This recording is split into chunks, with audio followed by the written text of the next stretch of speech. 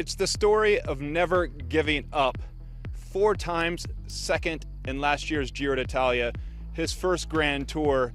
The 26-year-old Derek G today pulled off his first professional victory. Team Israel Premier Tech rider from Canada scored today here in France, up at the top of the small summit finish of Les Estables.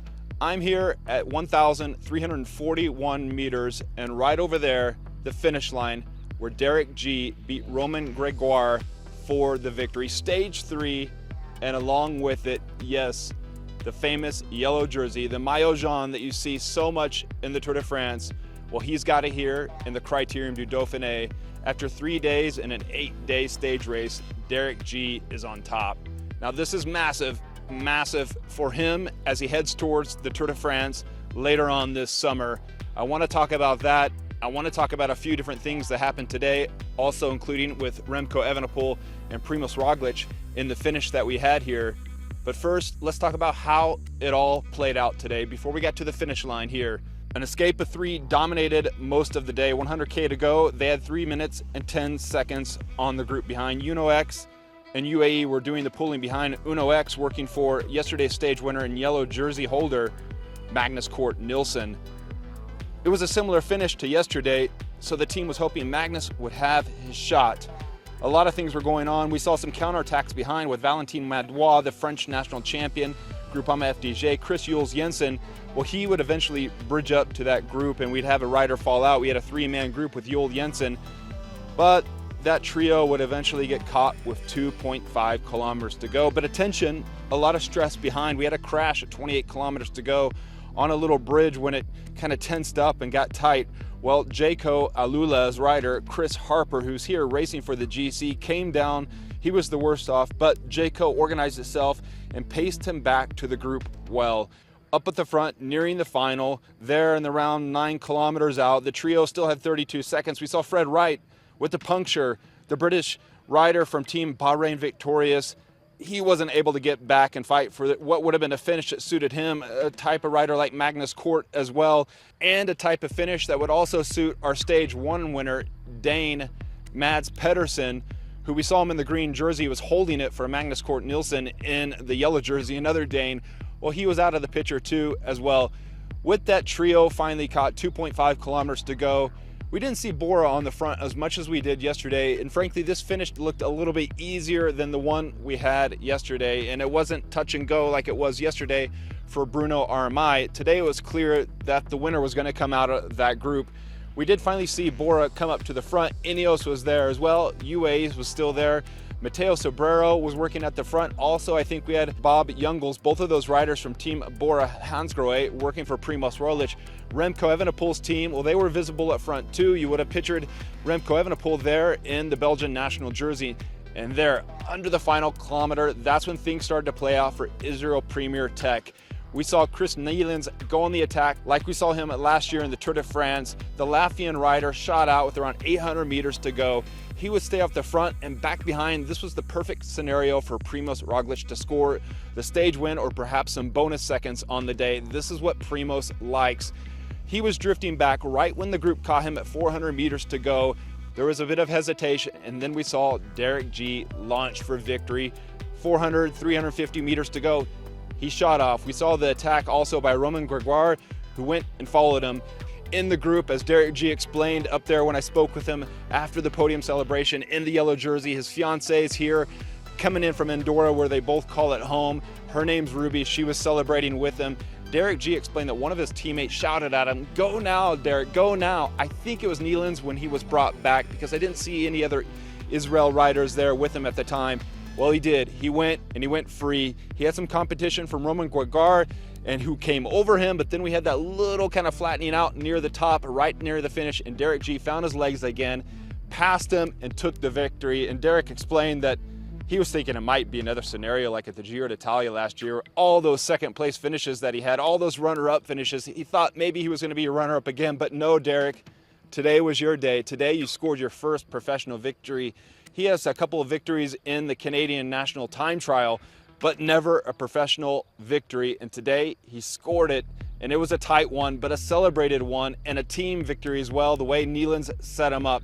Now back behind, let's talk about the GC riders and what was going on, because Primoz Roglic was very attentive, as to was Vlasov, Jai Hindley working as well. Vlasov would finish up higher in the stage results. We'll talk about those in a second.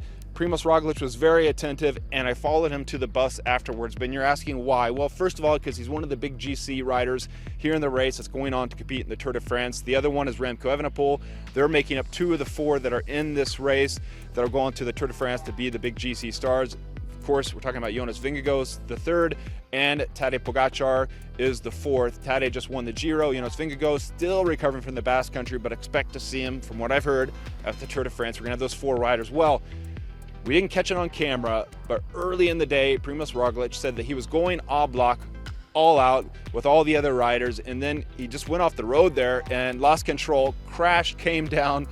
He said it wasn't that bad. We saw his back jersey ripped there, a little bit on his shorts too, and yeah, from what I saw, it did not look like he was bad off.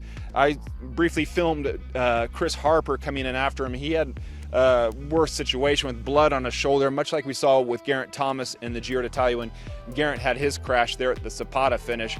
It was great catching up with Primoz Roglic, who is in great spirits, and he seems to be riding this wave, this Bora Hansgrohe wave of enthusiasm, good spirits, because the team has really controlled these last 2 days. It's been potentially suited to GC riders. Now, what happened with Remco Evenepoel? Because after yesterday's 27th place, he was right about the same. I think 26 today too. When we're looking at the results, Remco Evenepoel was perfectly positioned right there on the wheel of Primoz Roglic, coming into the line where he needed to be, and then he just faded quickly. Well, we caught up with Remco Evenepoel there at the bus, quickly so, because I had to rush, get my way back up to the podium to speak with our Canadian Derek G. Remco explained, and before you say he always makes excuses, he leaned down and showed me on his bike. Remco explained that he had a puncture, a slow leak on his tire, and that was really hurting his momentum.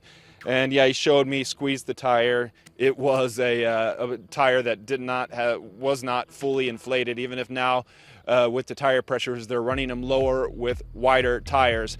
So that hurt him. He was there on his time trial bike, spinning away, because tomorrow we have that TT that's going to be important for the Critérium du Dauphiné overall, but also an important day out as we look ahead to the Tour de France. With his TTs in there, everybody's going to be watching how the GC riders perform in tomorrow's time trial and what that tells us for the Tour de France coming up that starts June 29th in Florence, Italy. Brace yourself. But right now we're focusing on this Critérium du Dauphiné and the win there for Derek G, who's no slouch when it comes to time trialing, and is going to definitely be having wings on his shoulders in that yellow jersey tomorrow in the TT.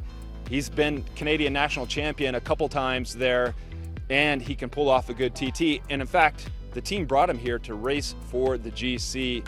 He was and is their protected rider.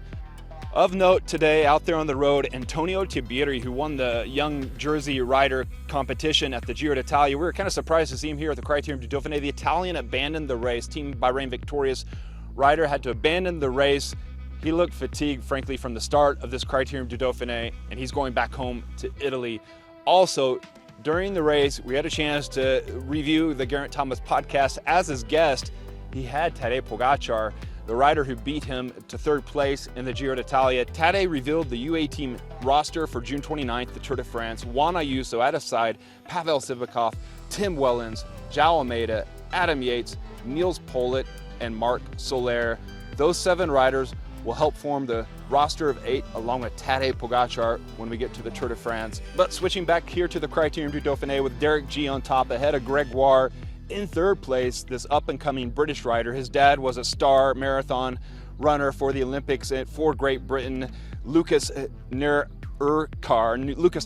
hope I'm pronouncing that right. Giulio Ciccone was in 4th place, and further down we had Vlasov, as I mentioned, Team Bora Hansgrohe, they're in 7th, and Primoz Roglic right behind Matteo Jorgensen in that white Young Riders jersey in 9th, Primoz Roglic in 10th place, and Sepp Kuss in 12th place. And you'd have to go all the way down, as I mentioned, it was Remco Evenepoel there in 26th place. What does this mean now if you're looking at the bonus seconds and how everything stands? Well, Derek G's on top. He took the 10-second bonus, and he leads by 3 seconds over Magnus Cort, yesterday's overall race leader in the yellow jersey today. But it's now Derek G who will wear the yellow jersey in the time trial. Gregoire's in 3rd place overall. Roglic with the bonus seconds yesterday, and the good positioning, well, he's in 4th place overall ahead of Matteo Jorgensen. It's Roglic at 7 seconds back, Jorgensen at 9 seconds back, and further down you'll find, when you look at the results, it's Remco Evenepoel who's way back there, and all this will change when we go on into the TT tomorrow, but he's way back there in 33rd place, right behind Sepp Kuss in 32nd spot. In that final climb today, heading up to the finish where Derek G would celebrate, we had a Cat 4 climb leading into the Cat 3 climb, 3.8 kilometers at 5.2%, and Derek G on top here in Les Estabs, his first professional victory. Tonight's going to be celebration. They're going to have a little bit of champagne, just a touch, and then they're going to be focused on that TT tomorrow. But Derek was just over the moon, emotional. I caught some footage of him hugging his fiancée there, kissing, embracing for the moment, the victory. Well earned after all those second places, all those runners-ups, and a well-fought race for Team Israel Premier Tech out there, and Derek G, the Canadian, here winning in the 3rd stage, a hard fought out stage at the Critérium du Dauphiné 2024.